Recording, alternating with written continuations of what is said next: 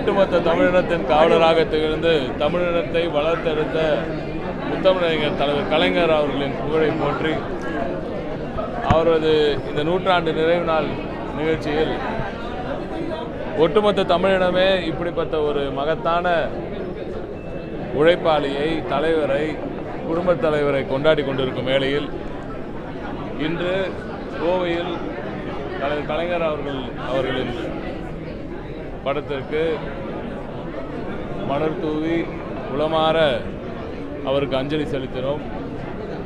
தமிழகத்தின் இன்றைய வளர்ச்சிக்கும் இந்தியாவில் ஜனநாயகம் இன்றும் ஓரளவுக்காவது காப்பாற்றப்பட்டிருக்கிறது என்றால் அதற்கு மூலமுதற் காரணமாக இருந்து ஒட்டுமொத்த இந்திய அரசியலின் மூலக்கருவாக இருந்து பல 50 ஆண்டு காலம் அரசியல் வாழ்க்கையில் வெற்றியை மட்டுமே கண்ட ஒரு அற்புதமான மாபெரும் தலைவர் அவர்களை இன்று நாடே கொண்டாடி கொண்டிருக்கிறது. உலக தமிழர்கள் எல்லோரும் கொண்டாடி கொண்டிருக்கிறார்கள்.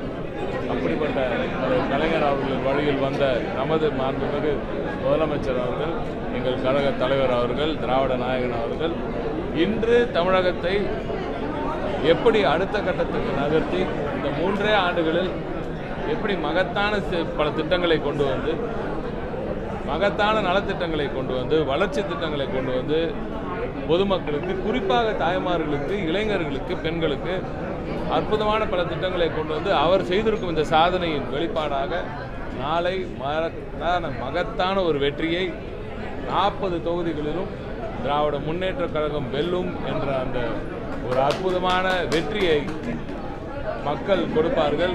அதுதான் முத்தமிழறிஞர் தலைவர் கலைஞர் அவர்களுக்கு நாம் செலுத்தும் அஞ்சலியாக இருக்கும். அப்படி ஒரு மகத்தான ஒரு வெற்றி வந்த பிறகு ஒன்றியத்தில் நிச்சயமாக இந்தியா கூட்டணி ஆட்சி அமையும் என்ற ஒரு நம்பிக்கை மக்களிடையே இன்று இருக்கிறது.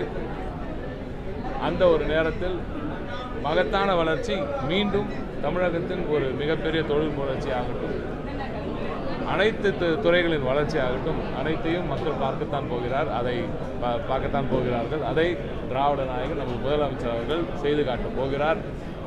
இந்த 3 ஆண்டு காலத்தில் அவர் செய்த சாதனைகளை விட இன்னும் பல மடங்கு அற்புதமான திட்டங்கள் மக்களுக்கு காத்திருக்கின்றன. அதுவும் குறிப்பாக இந்த கோவைக்கு நாங்கள் தேர்தல் நேரத்தில் உறுதியளித்தது போலவே மகத்தான திட்டங்கள், மிகப்பெரிய வளர்ச்சி திட்டங்கள், மிகப்பெரிய தொழில் திட்டங்கள், இங்கே இருக்கும் சிறு குறு தொழிலாளர்களுக்கு ஒரு பெரிய விடியல் நிச்சயமாக அடுத்த கட்டமாக காத்திருக்கிறது.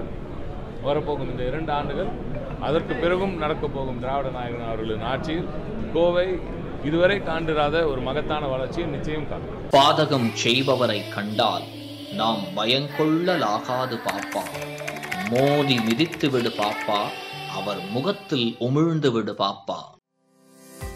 அண்மை செய்திகளை உடனுக்குடன் தெரிந்து கொள்ள இணைந்திருங்கள் இயம்நாடு தொலைக்காட்சியுடன்.